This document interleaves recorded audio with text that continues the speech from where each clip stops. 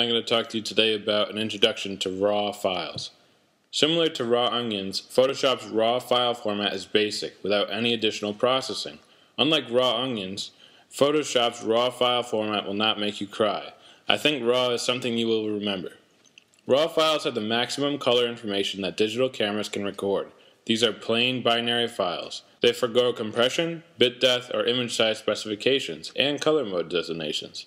Since the maximum amount of color information is available in RAW files, they are large files. However, you will make the most efficient and artistic use when using your digital camera if you save the files in RAW formats.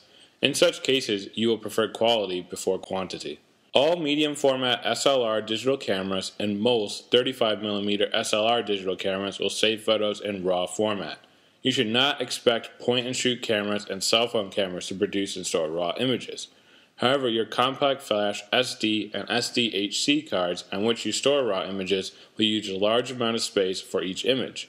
Depending on the amount of color in an image, a RAW file size can be triple the JPEG file size.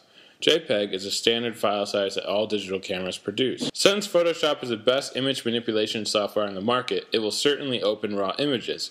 However, there is a Camera Raw and Photoshop Raw. You will see the differences between these two formats.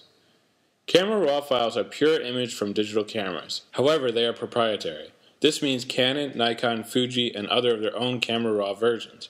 If you use earlier Photoshop versions like CS3 to work with proprietary Camera Raw files, you may need to download plugins for the specific Camera Raw file that you want to view. When you open a Camera Raw image, you will have all the options as if you had opened a JPEG image. However, you'll see other options as fill light, blacks, temperature, and vibrance. Now you will be getting into advanced photography techniques, which is outside the scope of this presentation. In addition, if you are even slightly familiar with JPEG's color qualities, you will see in this picture window the higher the image qualities the Camera Raw has. Unless your computer monitor is malfunctioning, or you have a very cheap model, you'll be able to see the details in the darkest blacks and whitest whites. Yeah, you can see snowflakes on a polar bear's face while it is resting in a snowstorm. You will also be able to notice dark folds in a crow's feathers. Photoshop's RAW file format allows you to save your images as Camera Raw files or Photoshop RAW files. If you want to take the maximum advantage of these features, you need to learn about the advanced settings, which include terms like XMP, luminance, smoothing, color noise reduction, channels, color space, just to name a few. You may get a headache just thinking about this. Before the advent of digital photography, professional photographers using film would occasionally spend a couple $100s if art directors did not see the detail they desired.